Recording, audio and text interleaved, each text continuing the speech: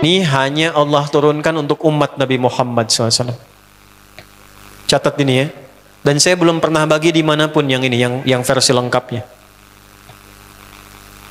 Kalau bisa dilakukan, bukan hanya dosa digugurkan, tapi setiap hurufnya mempercepat terkabulnya doa kita di hadapan Allah Subhanahu wa Ta'ala. Ya. Ada 2 surah di dalam Al-Quran yang bila 2 surah ini dibacakan, itu setiap hurufnya dihitung bisa berpotensi menggugurkan dosa sekaligus mengabulkan doa-doa yang dimintakan. Sepanjang doa itu baik untuk urusan dunia akhirat kita. Kalau salah satu kurang baik, diperbaiki oleh Allah. Misal, dunia baik tapi akhirat tidak, maka diperbaiki oleh Allah kepada yang lebih baik. Surat pertama Al-Fatihah, surah kedua Al-Baqarah. Ya. Sebelum doa baca tuh Al-Fatihah sama Al-Baqarah. Tapi Al-Baqarahnya tidak dari ayat yang pertama.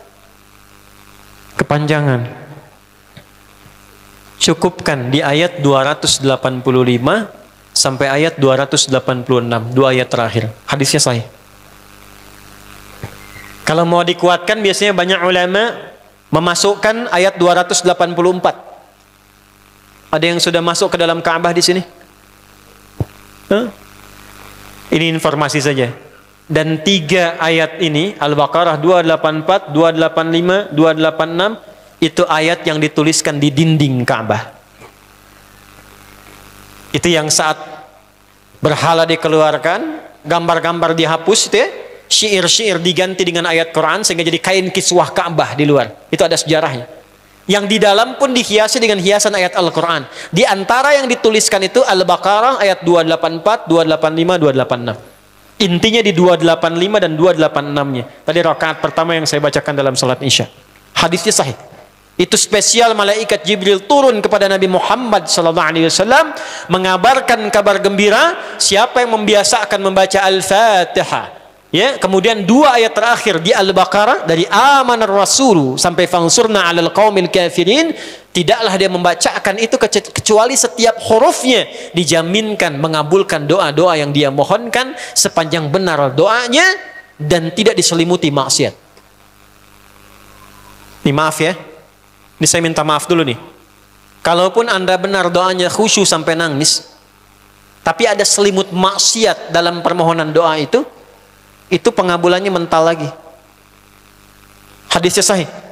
Thumma dzakara rajula yutilu as-safara ash'atha aghbara yamuddu yadayhi ila as-sama' fayaqulu ya rabb faqala Rasulullah sallallahu alaihi wasallam anna yustajabu lidzalik famat'amuhu haram mashrabuhu haram malbasuhu haram wa ghudhiya biharamin fa anna yustajabu lidzalik. Rawahu Muslim. Nabi mengisahkan seorang lelaki menempuh perjalanan jauh. Awas, menempuh perjalanan panjang untuk ketaatan itu mempercepat doa dikabulkan 2 kali lipat dibanding orang biasa. Makanya kalau ada orang mau ke Mekah umrah, mau haji, titip doa. Ada yang mau beasiswa ke Madinah, ke Mekah, ke Al-Azhar, ke Mesir, titip doa.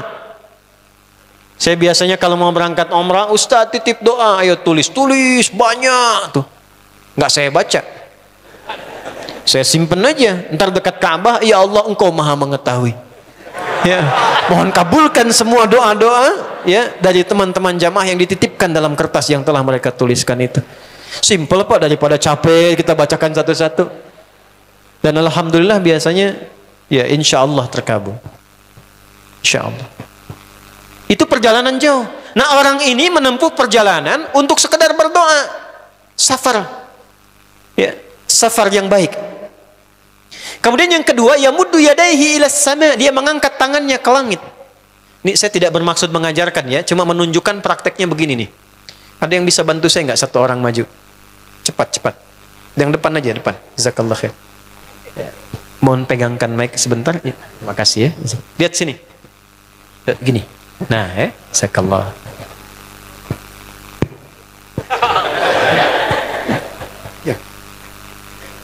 Nah, gini ya. Ini tangan, lihat telapak 2 ya. Berdoa itu sesuai porsinya. dan ikuti caranya Nabi.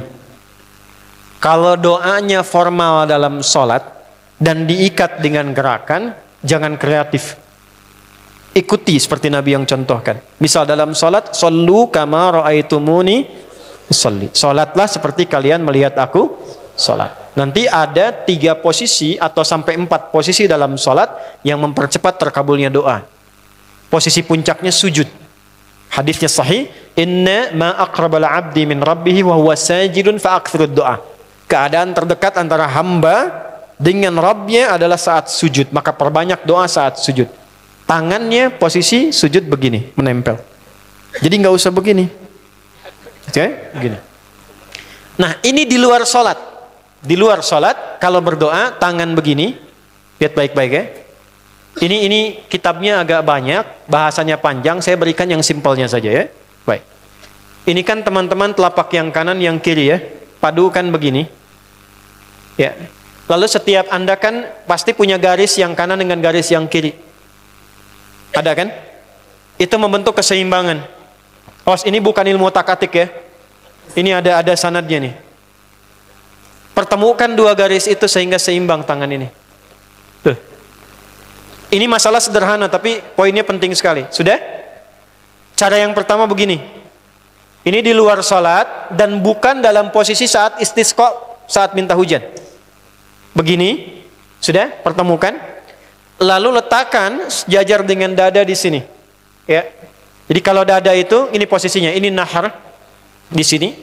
Ini ada rongga dari bagian atas dengan perut, ada rongga kosong. Nah ini yang disebut dengan sodrun di sini. Ya, kalau kita meletakkan telapak tangan saat sholat begini, letaknya di sini. Yang ini perut, yang ini nahar. Doa itu di sini. Jelas? Semakin kita memohon dengan lebih sangat, naikkan sedikit begini. Sudah? Kalau istisqa, minta hujan, agak lebih tinggi ke atas. Nah ini cara mengangkat yang standar di sini untuk memohon. Jelas? Oke, jazakallah khair. Nah ini orang ini dia mengangkat tangannya. Jadi melakukan perjalanan jauh, mengangkat tangannya, ya muddu yadaihi ilas sama. Orang yang berdoa dengan mengangkat tangan itu dijawab doanya oleh Allah lewat keterangan Nabi SAW, itu bisa al-kamakala 2 kali lebih cepat dibandingkan dengan orang yang tidak mengangkat tangan saat berdoa. Jadi Anda cuma sekedar doa dengan mengangkat begini, itu lebih cepat potensi dijawabnya dengan mengangkat doa. Ada seorang bertanya pada Nabi SAW, hadis sahih, ya Rasulullah, bagaimana pendapatmu dengan seseorang yang meminta kepada Allah dengan mengangkat tangan al-kamakala? Lalu Nabi mengonfirmasi, bertanya balik, bagaimana kalau ada seseorang memohon kepada Anda dengan mengangkat tangannya? Pak, tolong Pak, tolong Pak, tolong, gitu kan? Di depan rumah Anda 1 jam begitu Pak, tolong Pak. Kira-kira Anda beri atau tidak? Beri. Minimal kalau Anda nggak punya kemampuan, Anda referensikan atau beri sesuai kemampuan Anda kan? Angkat tangannya. Dia jawab, saya malu kalau nggak ngasih. Apa kata Nabi? Innallaha hayyun karimun. Allah itu lebih punya sifat peka untuk merasakan malu pada hambanya kalau dia tidak memberi ketika hambanya mengangkat kedua tangannya. Nah nanti ada beda-beda posisi. Saat khatib Jumat misalnya 1 begini untuk khatib, makmum mengangkat 2 tangan. Yang ketiga dia mengatakan ya Rabb, ya Rabb, Asmaul Husna. Doa yang dibuka dengan Al-Asmaul Husna itu dijawab 2 kali lebih cepat dibandingkan dengan doa yang langsung dimohonkan kepada Allah. Itu perintah. Tahu Nabi Zakaria? Nabi Zakaria apa ujiannya? Diuji oleh Allah, hidup demikian lama sampai rambut memutih, fisiknya letih, istrinya divonis secara medis, maaf, monofos dan mandul. Kata medis nggak mungkin punya keturunan. Maka beliau berdoa kepada Allah dan dalam doanya dimulai dengan Al-Asmaul Husna. Sebelum sampai ke doa itu di Ali Imran ayat 38 sampai 39, buka dulu Quran surah 17 Al-Isra ayat 110. Ini perintah langsung dari Allah. Qulidullah awidur rahman ayyamma tad'u falahul asmaul husna. Quran surah ke-7 ayat 180. Walillahil asmaul husna fad'uhu biha. Fad'u biha. Qul Allah, kalau engkau punya masalah hambaku, dan tidak ada di dunia ini yang tidak punya masalah. Quran surah kedua ayat 155. Wala nabluwannakum bisyai.